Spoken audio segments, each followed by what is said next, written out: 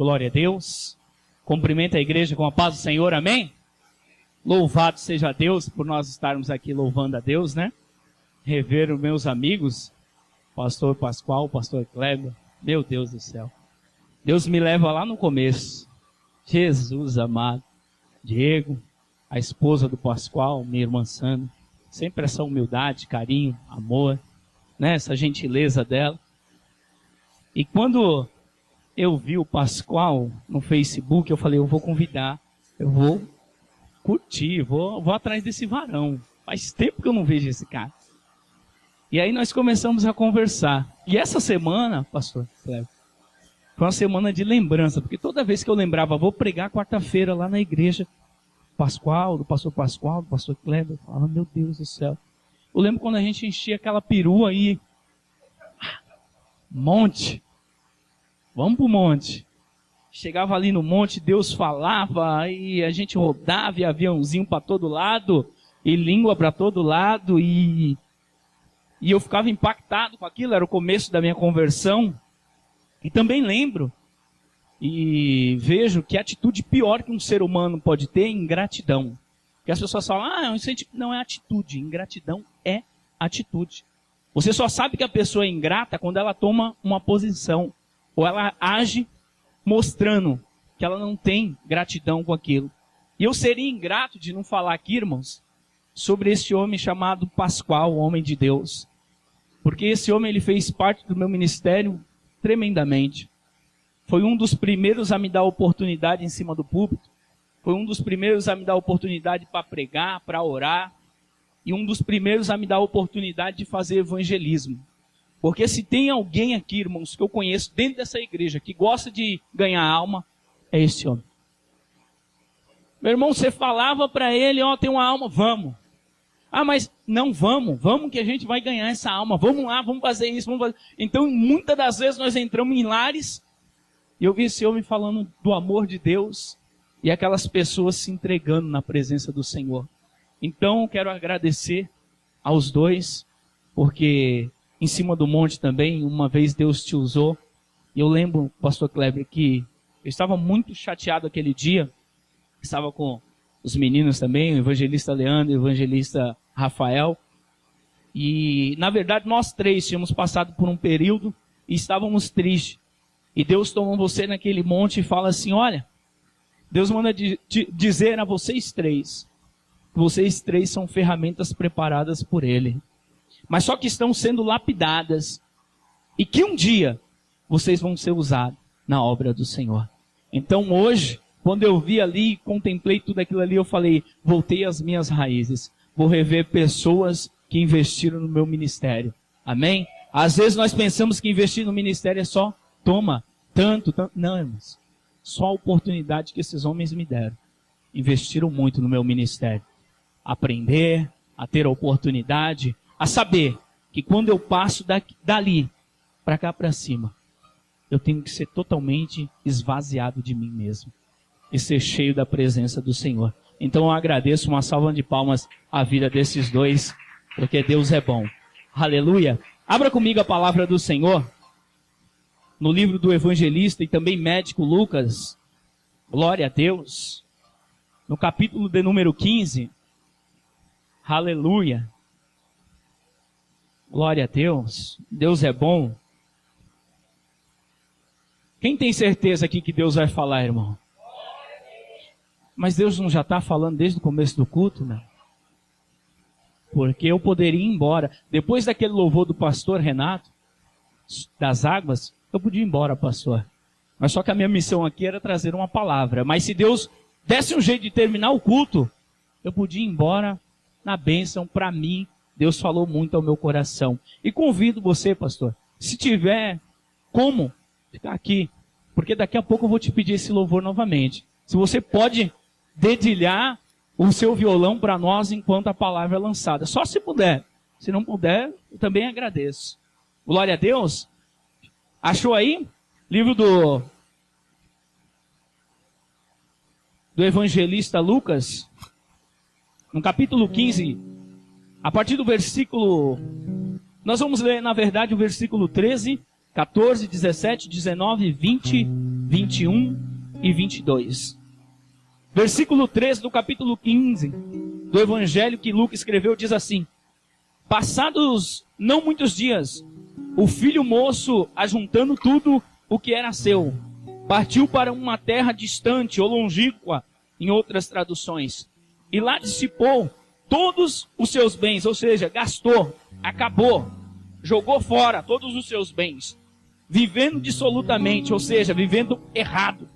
Depois de ter consumido tudo, sobreveio àquele país uma grande fome, e ele começou a passar necessidade. Versículo de número 17 diz: então caindo em si disse: quantos trabalhadores de meu pai têm pão com fartura, e eu aqui morro de fome. Versículo 19 diz: se já não sou digno de ser chamado teu filho, trata-me como um dos teus trabalhadores, ou seja, servos em outra tradução. No versículo 20, e levantando-se foi para seu pai.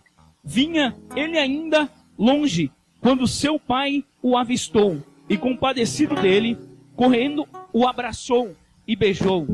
E o filho lhe disse: pai, pequei contra ti e contra o céu. Pai, já não sou digno de ser chamado teu filho. O pai, porém, disse aos seus servos: trazei depressa a melhor, diz a melhor, roupa e veste-o. Ponde-lhe um anel, diz anel, no dedo, e sandálias, diz sandálias, nos seus pés. Amém? Louvado seja Deus, glória a Deus. Fecha os teus olhos, Senhor. Nós estamos aqui na tua presença, Pai. Eu sei, Pai, que aqui, Pai, nós já oramos, nós já louvamos, engrandecemos o teu nome. Mas chegou o momento não da gente falar, não da gente adorar, mas de nós escutarmos a tua voz. Fala ao nosso coração, Pai, porque nós somos teus servos, Pai, e nós ouvimos a tua voz. Papai, prega tudo que o Senhor tem que pregar, fala tudo que o Senhor tem que falar, mas não nos deixe sair do modo que entramos aqui nesta noite, em nome de Jesus. Amém. Glória a Deus. Aleluia. Nós estamos aqui no livro do evangelista Lucas. E nós vemos aqui uma das parábolas que Jesus aqui estava contando aos seus discípulos e aquela multidão que sentava ao seu redor todos os dias. Nós vemos aqui Jesus falando de um homem que ele tinha 2 filhos. Um homem que ele tinha 2 filhos. E creio que a parábola deixa bem claro que esse homem era homem de posse. Era homem que tinha muita grana, era homem que tinha muitas propriedades, era homem que tinha cacique, sabe? As pessoas aí fora dizem que tem poder. Algumas pessoas usam que tem tempo, né? Tempo é dinheiro, alguns falam. E esse homem tinha. A Bíblia diz que Jesus estava ali contando e começa a falar com os seus discípulos e aquela multidão. Olha, havia um homem que tinha 2 filhos, mas só que o seu filho moço chegou a ele e disse: pai, eu necessito, eu preciso que o Senhor divida a minha herança e me dê a minha parte. Divida a herança e dê a minha parte. Eu creio que aquele pai naquele momento olhou, pensou muito bem no que fazer, mas disse: ele está me pedindo. E se ele está me pedindo, é porque ele tomou uma posição na vida. E qual pai não pensa assim de um filho? Hoje eu tenho 2 filhos. E eu olho para os meus filhos e fico pensando. Um tem 8, o outro tem 7. E fico pensando, um dia eles vão pedir para sair de casa. Eu não sei se casados. Eu não sei se vão fazer uma faculdade, vão prestar algum concurso, se vão fazer algum curso e vão querer sair de casa. Eu não sei se vão sair de casa com a aliança no dedo, com casa pronta. Mas um dia eles vão chegar em mim e falar: pai, chegou o tempo, eu estou indo embora. Eu começo a imaginar o coração daquele pai, apertado, contrito, imaginando que o seu filho, a qualquer momento, ia bater em retirada da sua casa. Mas ele não pensa nisso antes. Ele dá a parte do seu filho. A Bíblia diz que passado algum tempo depois, aquele menino, aquele moço, ele toma o seu dinheiro, coloca suas coisas ali no seu carro, lógico, uma carroça, coloca tudo ali, enche o bolso de dinheiro e parte com a terra longínqua. A minha Bíblia diz para um país distante. Eu fico imaginando aquele pai olhando para a porteira naquele tempo e vendo o seu filho montado na carroça com um cavalo, não sei se camelo, não sei se jumento, não sei. Mas ele olhando o seu filho partindo. Eu imagino que aquele pai naquele momento, ele começou a abençoar o teu filho dizendo: vai em paz. Vai debaixo da graça do nosso Deus. Que você consiga multiplicar tudo isso que você está levando. Que os ladrões de mercadores na estrada não consigam te alcançar. Que o mal nunca chegue sobre a sua tenda. Que você não está casado, mas possa arrumar uma mulher que é de Deus. Que você possa ser próspero. Não sei se você vai fazer uma faculdade, mas se fizer, que você venha concluir com êxito. Eu imagino aquele pai olhando e a estrada, ele já tinha passado da porteira e aquele pai vendo cada vez mais aquela carroça ficando pequena. E o seu coração se apertando cada vez mais.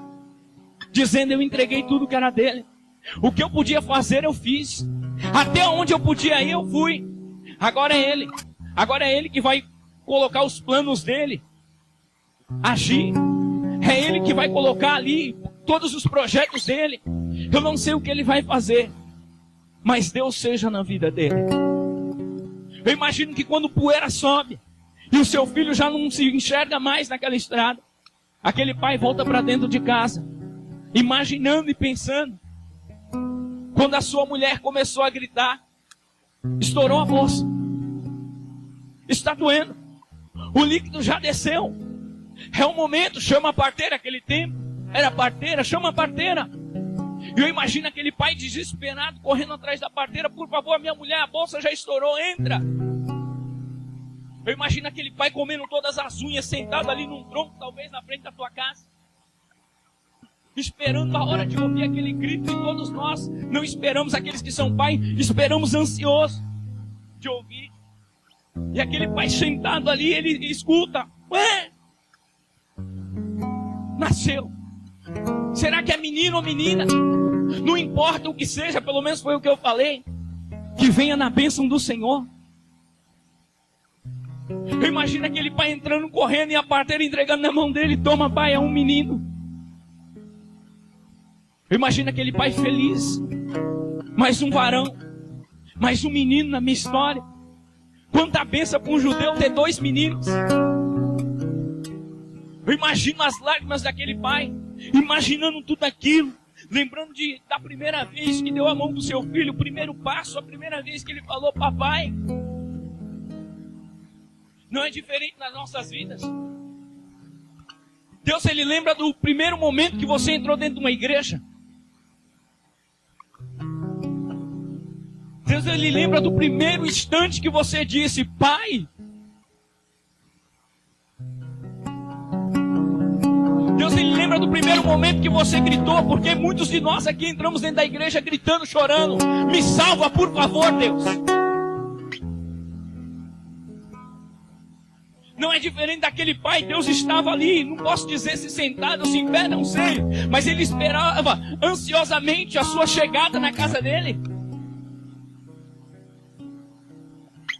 Mas chega um momento que nós agimos como esse menino moço, novo. Nós tomamos a atitude de chegar até Deus e falar assim: Deus, dá a parte que me cabe. E aí eu quero te perguntar já, irmão, que parte que te cabe, porque nada é teu? Que parte que me cabe, que nada é meu? A Bíblia diz no livro de Jó, no capítulo 41, no versículo 11, que Deus fala assim a Jó: Jó, quem primeiro me deu, para que eu possa lhe retribuir? Todas as coisas debaixo do céu, em cima, embaixo da terra, são minhas. Mas nós insistimos e batemos na tecla: me dá, me dá, me dá, me dá. E chega um momento que o pai, porque aqui Jesus está falando de Deus, ele chega e divide e fala: toma a tua parte, vai. Você aprendeu a pregar? Agora passa por cima da autoridade do teu pastor e vai. Você aprendeu a louvar e acha que já está bom? Vai. Sabe por quê? Porque ainda essa semana eu lembrei de um testemunho de uma mulher que disse: Deus, eu não vou louvar mais. Cansei. Ah, vai em igreja, os outros criticam, os outros isso, cansei dos outros. E Deus falou: você não vai louvar mais dentro da minha casa? Ela disse: não quero mais. Tá bom, em outro lugar você não vai louvar. Me dá a voz. Ficou 1 ano e meio sem conseguir falar com ninguém. Era uma palavra, 2 palavras no máximo. Porque não é meu. Porque o que eu faço aqui hoje foi porque Ele me deu um dia. Porque o que eu sou hoje foi porque Ele me deu um dia. Aquele jovem saiu. O pai, a Bíblia diz que todos os dias parou de trabalhar, de comer, de beber. Ia para a porta, ia para a cidade, para a terra ali, para a rua, e ficava olhando. Eu imagino aquele pai, com o passar do tempo, ele se deu bem. Não voltou. Eu tenho certeza que ele deve ter aberto uma empresa. Tá lá, ganhando dinheiro. Daqui uns dias ele vai voltar pela mesma estrada com o meu neto, com a sua esposa do lado, com um carro melhor. Mas só que aquele pai não perdia a esperança. Todos os dias ele ia para aquela rua, para aquela porta. Mas só que aquele menino não sabia ele. Estava vivendo na prostituição. Estava vivendo nas drogas. Estava vivendo de qualquer jeito, com aquilo que não era dele.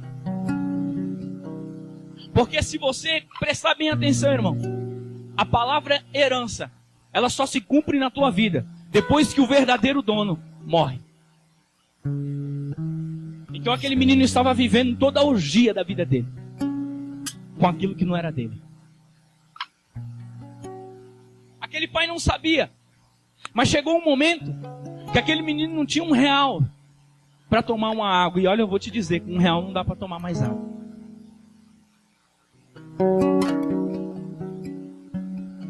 Aquele pai não sabia que o seu filho estava sendo massacrado. A Bíblia diz que chegou um momento que ele foi trabalhar para um dono de porcos. Imagine, pastor, para um judeu, a pessoa, alguém bate na porta dele: pai, seu filho lá está cuidando de porcos. O judeu, se ele vê um porco de longe, ele nem passa perto. Agora imagine para um pai saber que aquilo que ele deu para o seu filho, investiu no seu filho, ele acabou com tudo. E que o pior serviço, como eu vejo, como nós saímos sábado e vimos. Agora imagine um pai saber que o seu filho está dormindo debaixo de uma ponte. Imagine um pai saber que o seu filho virou escravo das drogas. Que o seu filho virou escravo da prostituição. Para alguns pais é maravilhoso, aqueles que estão lá fora. Mas para mim não vai ser. Não será. Porque nós temos princípios. Certo dia, discutindo no bom sentido da palavra, alguns irmãos, 2 irmãos que tinham, os dois, cada um tinha 2 filhas. Eu tenho 2 meninos, tenho uma enteada de 16 também. Mas nós discutimos ali, o outro também que estava do meu lado, pai de 2 meninos também. Então estava 2 com 2 filhos e 2 com 2 filhas. E começamos a conversar. Ele falou: eu tenho muito medo, porque as minhas são mulheres. Agora imagine, uma mulher quando fica com um e fica com outro depois, é mal falada. Eu falei: calma, irmão, nós estamos saindo dos princípios. Ensina para tua filha que ela deve se guardar para um só. Ah, você fala assim porque você tem 2 filhos. É fácil para ele pegar uma e outra. Eu falei: irmão, no dia que você vê meu filho com uma e outra, eu estou saindo do princípio bíblico. Ele pode ficar assim, eu não vou ter controle sobre a vida dele. Mas, diante da minha vontade, não vai ser. Imagina aquele pai sabendo que as piores meretrizes aquele menino já tinha deitado. Mas que agora ele estava cuidando de porcos. E sem nenhum R$1 no seu bolso, desejou comer a lavagem dos porcos. Chega um momento que aquele menino ele está tão empanturrado ali, daquela lama fedida, porque eu vou te dizer, irmão, sou de Minas, e de uma cidadinha divisa já com a Bahia. E eu já vi muito criador de porcos, e o negócio é nojento, é podre. Você não consegue passar 2 quilômetros dele, fede muito. Agora aquele menino está lá dentro, servindo os porcos. Come. Chega um momento que o suor desceu, que ele começa a se desidratar, a fome começa a bater, a fraqueza chega no seu corpo. Ele fala, vou pegar um pouquinho para mim. Chegou no pior estágio de um filho que sai da presença do pai. Mas só que o Espírito Santo, ele sempre nos dá uma chance de voltar. Mas só que Deus, ele sabe como trabalhar. E não é porque as nossas atitudes, os nossos erros nos levaram à lama, ao lamaçal do pecado, ao erro, à miséria, que ele ainda não continua olhando para nós.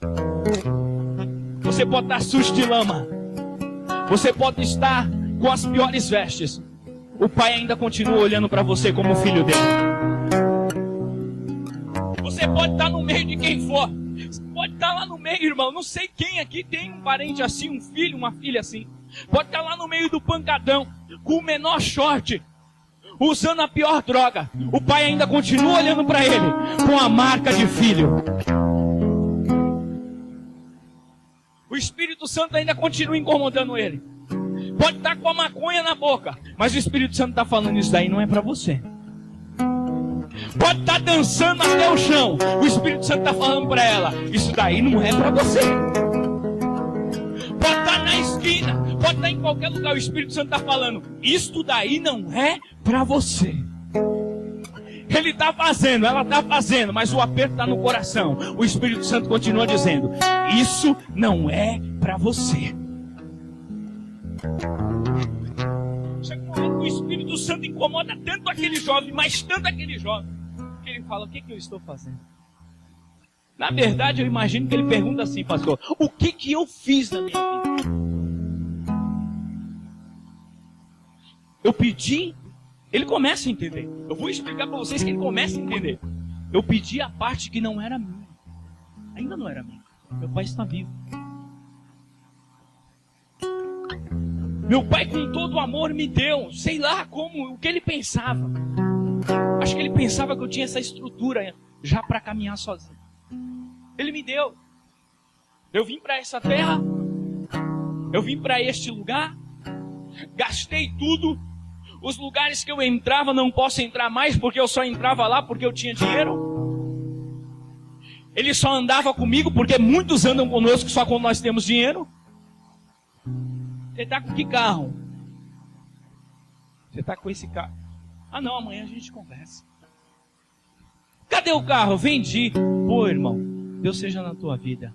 Esse nunca mais vai voltar.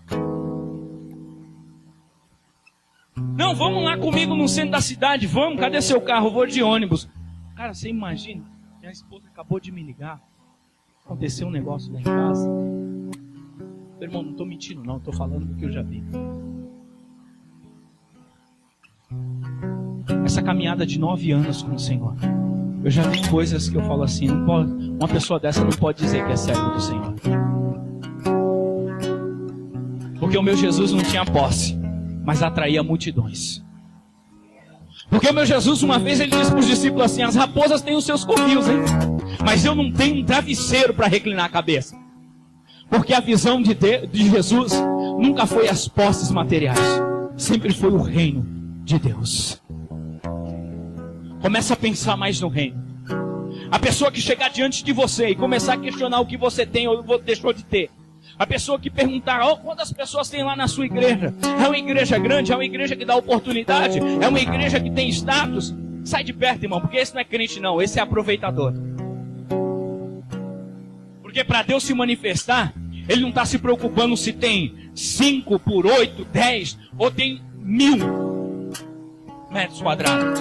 Ele está se importando se tem um coração adorador no meio. Eu já entrei em lugares, irmão. Eu estou dizendo igreja, em lugares que tinham só pessoas espíritas ou pessoas de outra crença, mas que Deus se manifestou naquele lugar. E quando eu disse, por que o Senhor se manifestou? Eu se manifestei porque você está aí. E se você está aí, a minha presença também está. Conversando ontem com o irmão Antônio, irmão Douglas. Ele falou assim, irmão Hélio, tive que ir no cemitério lá, fazer lá uma presença para o meu amigo não é crente, a mãe dele também não era, que morreu. E aí ela era católica e o padre falou, rezou, fez toda aquela coisa do terço.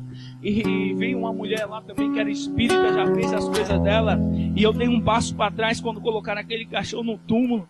E Deus me empurrou, eu dei outro passo para frente e ele falou. Aquele incrédulo falou.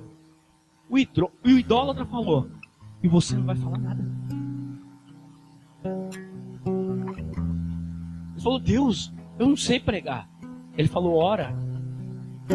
Se não souber orar, louva. Mas fala alguma coisa. E disse aquele rapaz que ele pegou assim, a mão de todo mundo e falou, vamos fazer uma oração pela família? E ele falou com o olho fechado. Um medo daquele padre pegar a Bíblia dele, dar em mim. Fechei o olho, segurei a mão das duas pessoas que estavam do meu lado, que eu nem lembro quem é, e comecei a orar. E depois que eu terminei a oração, eu não consegui contar quantas pessoas estavam chorando. Ele falou para mim, eu não entendi nada, irmão Hélio, você pode me falar o que aconteceu? Eu falei, eu vou te falar o que aconteceu. É que todos aqueles que foram lá, contemplaram o morto, falaram do morto, queria que o morto fizesse alguma coisa e vão esperar que o morto reencarne. Mas você foi lá falar do vivo, o vivo se manifestou e o vivo tocou no coração de todo mundo. Porque é assim. Você não foi lá falar da mãe dele. Com certeza você falou que a mãe, conheceu a mãe dele, uma pessoa boa, uma pessoa que não tem o que falar. Mas quando você manifestou o nome do vivo, aí não tem quem fica. Temos outro testemunho do irmão Rogério, irmão Douglas, me acompanha, sabe? Irmão Rogério, o filho dele joga futebol. Lógico que vários pais ali fazem de tudo, tem de todo tipo no meio. E um menino de 11 anos, né, irmão Douglas? Começou com uma dor no estômago, o nome dele é Enzo. Foi levado para o hospital, o médico falou, não, é só uma dorzinha. Depois de um tempo voltou com a mesma dor, mas mais forte. O médico falou, pai, fizemos todos os exames, não tem o que fazer, a não ser abrir o teu filho para descobrir o que é. E o pai, impactado, falou, mas não, pode ser um negócio assim, assim, assim, pode complicar. E aí, seu filho vinha a óbito, nós temos que abrir ele agora. E o pai permitiu. E quando abriram, era um problema no intestino que dá um nó se não abrir, né? Ele vira, pode dar uma infecção e vir a óbito em questão de horas. E aquele menino na UTI, nada de sair da UTI. Fizeram um churrasco para pagar umas coisas lá. E falaram disso naquele churrasco. Mais de 250 pessoas. Aquele pai olha pro Rogério. O Rogério hoje é pastor. E só ele de crente. O pai olha para ele e fala, por favor, Rogério, sobe lá na tribuna do clube. Faz uma oração pelo meu filho. Ele olhou e falou assim, vou agora. Dá a mão todo mundo. Ele deu uma palavra assim, irmão. O meu Deus está indo lá. O meu Deus está fazendo o impossível acontecer. Porque o Deus que eu sirvo é Deus do impossível. Vamos orar. Quando ele acabou de orar, todo mundo em pranto também. Não deu 10 dias, bem menos. O menino está em casa, se recuperando. Está bem, porque o vivo foi comentado de novo. O vivo entrou em operação. Jesus estava naquele lugar, porque lá tinha um adorador de verdade. Sabe isso? Aquele menino caiu em si. Aquele menino parou e falou, olha, na casa do meu pai, nas posses do meu pai, na fazenda do meu pai, no lugar lá que meu pai administra, que é dele, Os servos, os trabalhadores comem melhor do que eu. Eu fico imaginando que esse menino comia. Esse menino não comia bife passado na manteiga com cebola igual eu. Esse menino, eu acho que quando a mãe dele fazia o prato dele, falava: olha, os pedacinhos de ouro você come de novo depois, e os de prata depois. Esses diamantes você pode saborear agora. Porque, irmão, os servos comiam melhor do que o menino. O que esse pai dava para esse menino? Ele comia melhor do que os servos. Ele começa a cair em si. Eu só estou aqui porque eu saí da direção do meu pai.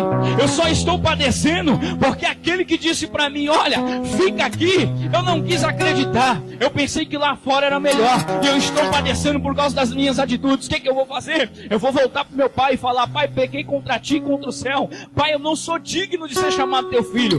Me trata como um trabalhador, um servo qualquer.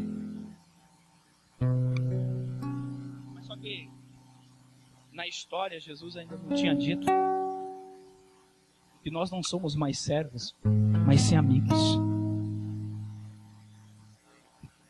Nós somos chamados filhos, co-herdeiros da herança por causa de Cristo Jesus. Podemos ser servos aqui na obra, mas quando Deus ele olha lá de cima, ele vê um bando de filhos dele. Ele vê o sangue do filho dele. Então ele vê mais um filho dele. Quando aquele menino decide, ele toma uma atitude, porque o mudar é tomar uma atitude. Eu creio que ele olha para o chiqueiro e fala: chiqueiro, lá eu vou continuar sendo servo, mas não de porcos. Eu vou trabalhar com coisas melhores, porque o meu pai trabalha com coisas melhores. Ele olha para aquela estrada que ele tinha pego uma carroça. A Bíblia diz que ele foi para um outro país, irmão, era uma caminhada. E fala: eu vim com carroça. Eu vim muito bem, eu vim cheio de coisas. Eu estou vestido de um trapo. Nem chinelo eu tenho para calçar. Mas só que uma coisa: eu vou andar o quanto for possível, mas eu vou voltar para a casa do meu pai. Eu vou chegar na casa do meu pai. Ele começa aquele caminho, eu imagino que aquela força que tinha colocado nele, ele começa muito bem, ele começa a andar, começa a assobiar, a cantar, ouvir os cantos dos pássaros, coisa que ele não tinha dado mais atenção. Ele começa a ver os animais galopando, passando para lá e para cá, correndo, pulando. Ele começa a ver, mas chega um momento na estrada que ele para e pensa: estou se aproximando da casa do meu pai, estou cansado, não sei se paro, não sei se continuo, não sei se volto. Como meu pai vai me tratar? Como vai ser agora? O que eu fiz para o meu pai? Como que ele vai ter diálogo comigo? Eu penso que ele começa a imaginar: não é melhor eu parar aqui e morrer de fome, morrer de sede aqui, mas não incomodar meu pai, porque o que era meu, ele já me deu, ele não vai ter mais nada para me dar. Aí entra o trabalho do Espírito Santo, que os profetas disseram: não é por força nem por violência, mas é pelo meu Espírito. Eu imagino o Espírito Santo sentado na beira do caminho com ele, dizendo: filho, retoma a caminhada. Não pare agora não, porque você não sabe o que vai acontecer. Se você parar agora, vai ser um covarde desistente. E ninguém vai saber o que aconteceu na sua história para frente. Vão dizer: e ele morreu. Continua. Porque errado não é quem tenta e não dá certo. Errado é quem para sem saber o que ia acontecer. Tem muitas pessoas que olham para mim e a gente vai evangelizar e ele fala assim para mim: não, eu quero voltar para a casa do Senhor quando eu estiver limpo. Eu falo para ele: vai morrer aí, meu irmão, porque eu que estou lá dentro não estou limpo. Imagine você que está aí fora. Você vai morrer na beira do caminho. Mas se você tomar posse, tomar posição, Deus ele vai te lavar, ele vai te tratar e você vai sentar com príncipes, com reis e sacerdotes. Aquele menino, creio que ele toma de novo aquela energia e começa a caminhar. A Bíblia diz que quem estava lá na porta? O seu pai. Eu vou tirar o óculos, porque o que eu vou falar aqui é forte, irmão. Não sei o nome do irmão que está na porta. Álvaro. Diácono Álvaro. Eu estou pregando aqui. As pessoas estão aqui me ouvindo. Mas se tem um lugar que Jesus não abre mão de estar, é aí na porta. Porque enquanto eu estou preocupado com o que acontece dentro do culto, Jesus está preocupado com aqueles que estão perdidos lá fora. Certo dia, um diácono reclamando na igreja onde eu congregava. Deus usou um irmão que nem sabia do que ele estava falando lá na frente para falar assim: o que você pensa aqui? Jesus está aqui na tribuna? Está na nave da igreja? Ou está na porta? Os irmãos estão na tribuna, porque a palavra está sendo pregada. Está aqui na nave da igreja, porque tem pessoas precisando ouvir a palavra, ser curadas, ser isso e aquilo. Ele falou: desculpe, irmão, Jesus já me deu o papel de pregar e não é ele que vai tomar, porque ele respeita a palavra dele. Jesus, ele já sabe o que você precisa desde o momento que você saiu da sua casa e bem antes. Não é na nave da igreja que ele está. Ele está preocupado com aqueles que estão lá fora. Ele está lá na porta. Porque é na porta que o pai espera para abraçar o filho. Porque é na porta.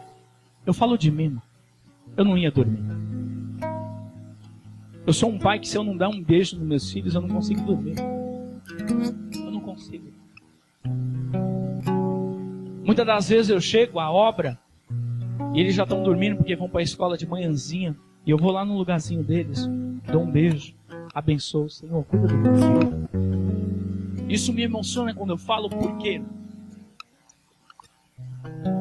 Porque eu posso deitar e não levantar mais, irmão.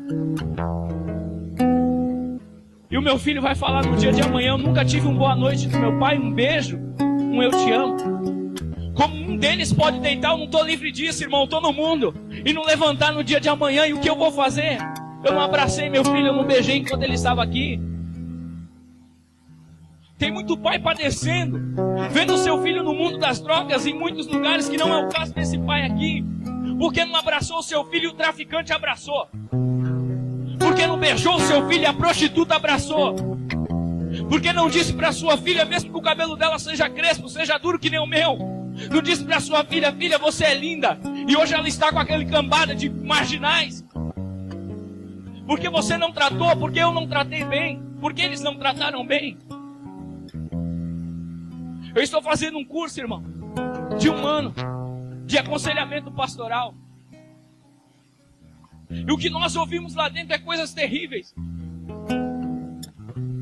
Muito filho, quando você pergunta para ele o que está acontecendo, ele fala assim: meu pai nunca me deu atenção.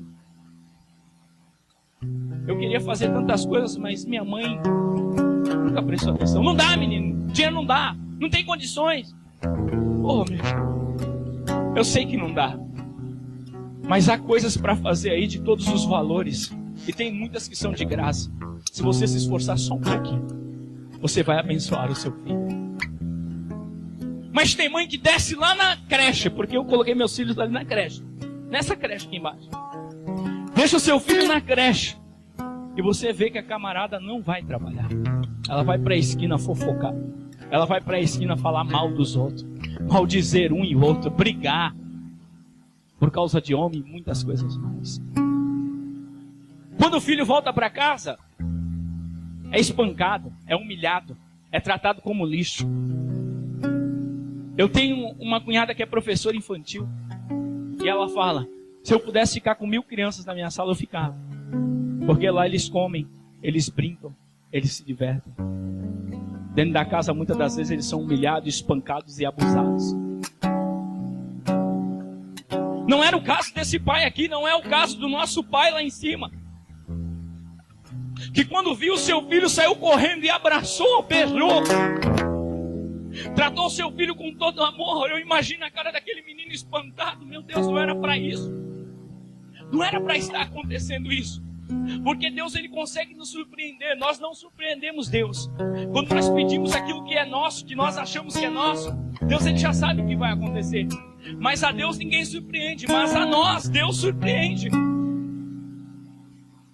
E quando chega, o pai já abraça, já o beija, já começa a analisar: deixa eu ver se está faltando alguma coisa. E os olhos do pai é clínico, irmão. Os olhos de Deus é clínico. Ele olhou para aquele menino e falou assim: está faltando vestes novas. Ninguém sabe mais que ele é meu filho. Talvez ele empenhorou o anel. Mas, coitado dele, está com os pés todo rasgado, todo lanhado, como diz o mineiro. Coloca a sandália nele, coloca vestes, coloca coloca o anel nele. As pessoas têm que saber que ele é meu. Talvez aquele menino, quando veio passando pela vizinhança, as pessoas fecharam a porta falando: olha, mais um mendigo para pedir comida, mais um ladrão, mais um trombadinha. Mas quando o pai avistou de longe, mesmo todo em trapos, falou: é meu filho, eu vou até ele, eu vou abraçar, eu vou cuidar, eu vou tratar. Não importa que ele virou as costas para mim, mas hoje ele está retornando para casa e todos verão que ele é meu e ninguém toma. Aquele pai sai correndo, abraça o seu filho, chama os seus servos: vem logo, por favor, traz vestes novas, traz um anel, traz uma sandália. Aqui eu já quero dar início ao encerramento da palavra que Deus nos trouxe nesta noite. O que é umas vestes novas? É caráter, meu irmão. Deus, ele sabia que aquele menino estava sem caráter, o pai sabia que aquele menino estava sem caráter, que as pessoas já não o reconheciam, que as pessoas já não sabiam quem ele era, de que família ele era. Então o pai fala: coloca vestes novas, dá um novo caráter para ele, para todo mundo saber por onde ele for. É filho dele, é filho dele, é filho dele, é filho dele, é filho dele, é filho dele, é filho dele. Mas só que não deixa ele sem anel, porque o anel tem um brasão da nossa família. É honra. O anel naquela época de ouro tinha um brasão da família. Não sei se iniciais, se um desenho. E quando ia assinar, não era a assinatura que nós fazemos hoje com caneta. Pingava a parafina, a vela, não sei se era vela, falo vela, e colocava o anel. É a assinatura da família. Sabe o que o pai deu para ele? Deu autoridade para ele em todos os lugares que ele fosse. Você tem autoridade lá no cantinho, você tem autoridade lá do outro lado, você tem autoridade lá no mercado, você tem autoridade lá com os compradores de boi, você tem autoridade em todo lugar. Você é meu filho. Mas só que não pode faltar as sandálias, irmão. Porque não adianta nem nada as pessoas de roupa bonita, com anel no dedo, e andar descalço, deixar o pé ficar preto, sujo, suado. O pai olha para ele e fala assim: coloca uma sandália nele, porque isso vai servir de palavra para ele. Eu vou mostrar para ele que o caminhar agora é diferente, que o andar agora não é para o lado esquerdo nem para o direito, é reto. Que o caminho ele é estreito, a porta ela é curtinha, mas que ele vai entrar por lá, porque eu estou separando ele hoje.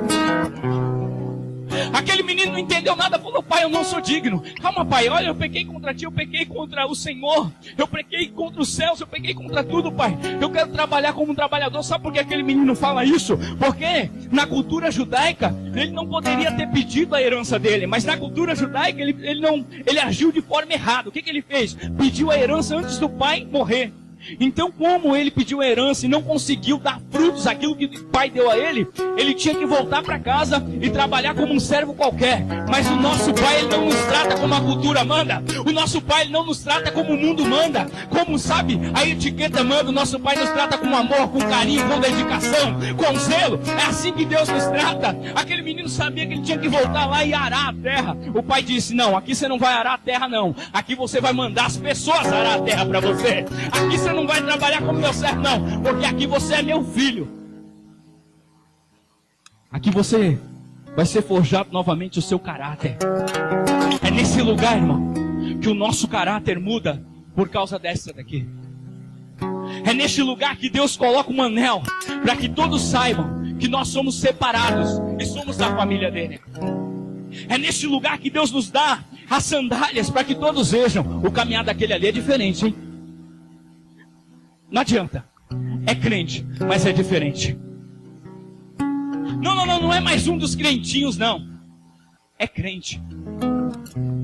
Por que é crente? Acabei de bater na porta dele e vender um aparelho da NET para pegar todos os canais. Ele disse: eu não quero. Não, mas você já tem NET? Não tenho. Mas então, essa daqui vai abrir isso? Não quero. Porque o meu tempo é dedicado para o Senhor. A minha vida é consagrada a Deus. E a partir do momento que eu estiver comprando um produto roubado, eu vou dar direito ao diabo a me roubar em todas as áreas da minha vida. Cuidado que aquele ali é crente, hein? Não adianta. Vai olhar. Vamos para um barzinho? Vamos, irmão. Vamos. O que você vai fazer agora? Pega minha Coca-Cola, meu refrigerante. Não, mas nós vamos tomar uma cerveja e tem umas mulheres aí. A minha está lá em casa me esperando. Eu não condeno ninguém, irmãos. Não estou falando balada. Mas muitas das vezes eu pego a minha esposa e vou sentar num restaurante que é titulado como barzinho. Sento lá na calçada com a minha esposa, converso com ela, tiro um tempo para mim com ela. Toma a nossa coca. Nós gostamos mais de suco. Tomamos o nosso suco, comemos, bebemos. Olhamos no horário, já não é mais horário para a gente estar aqui. Vamos embora para casa.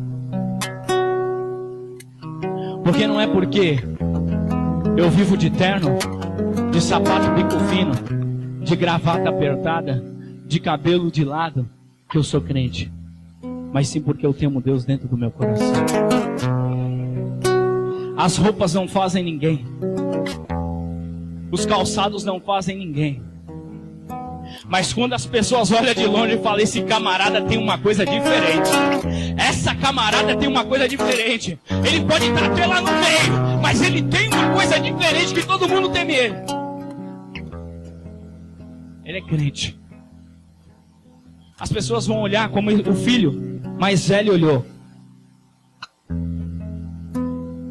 E dizer, por que esse camarada chegou na igreja hoje e já recebeu a bênção? Por que esses camaradas tão novos já são pastores? Por que esse que prega 31 anos, 9 anos só de conversão, está com a oportunidade de pregar? Por que que isso? Por que que aquilo? Em vez de perguntar por quê, vai subir monte, vai descer monte. Vai orar. Vai buscar a palavra. Eu tenho certeza que você não vai precisar passar em cima de mim. Eu vou te dar licença para você passar. Porque no dia que Deus disser para mim, ó, esse vai mais longe do que você, foi Deus que capacitou ele. Então eu vou dar licença para ele passar. Não importa até onde eu vá, irmão. Paulo, ele foi até determinado lugar. Os homens continuaram, os homens de Deus. E nós estamos aqui, na Vila Ema, na rua Solidônio do Leite, no número 2217. Continuando uma obra que começou há 2000 anos atrás. Não importa até onde você vá. O importante é que você vá com Deus. Não importa onde Deus vai te colocar, para mim não importa, irmão. O importante é que Deus te colocou lá e faça o papel que Deus mandou você exercer lá. Esse filho, ele voltou para casa depois de um tempo fora da casa do Senhor. Mas quando ele volta um trapo.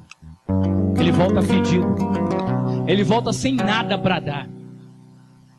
Mas só que ele bate na casa daquele que tem todas as coisas para dar. O pai, alegre, o recebeu, tratou, moveu a vida dele. O que ele tem a fazer agora? Louvar e engrandecer ao Senhor. Quando eu entrei na casa do Senhor, eu falo, eu tinha aproximadamente 22 para 23 anos. Tinha 10 pessoas querendo me matar. E quando eu entrei ali, era a minha última saída, irmão. E eu disse assim para minha esposa, dentro de casa, ainda namorava com ela. Eu não entendia. Eu vou lá entregar minha alma, né? Porque assim eu morro e vou para Deus. Esse era o meu entendimento. E quando eu entrei naquela porta, o homem de Deus, o pastor Roberto do Limão, na época evangelista, ele olhou para mim e disse assim: Deus manda te dizer hoje, menino, sepultura lá fora ou fica e viva com abundância.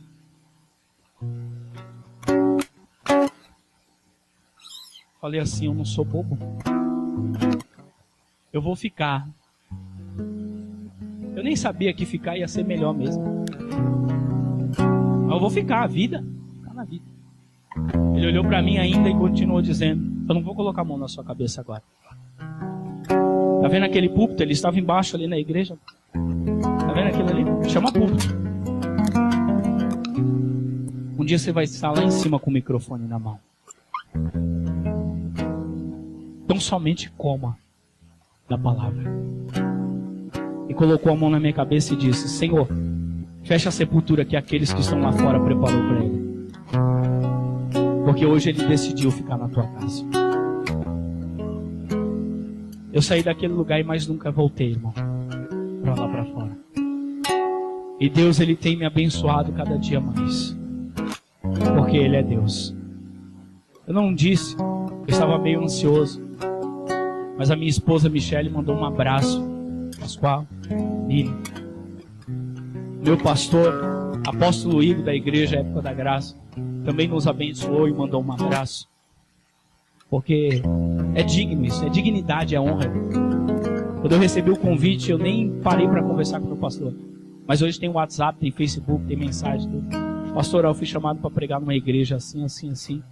Meus amigos, os pastores de lá. Mas sem a tua bênção eu não vou. Vai na bênção, filho. Deixa que Deus te use. Isso é honra, irmão. Às vezes você vê as pessoas aqui em cima. Não manda na minha vida. Então se não manda na tua vida, por favor, fica da porta para fora. Porque aqui tem autoridade, irmão. O pai manda, os líderes recebem e a igreja obedece.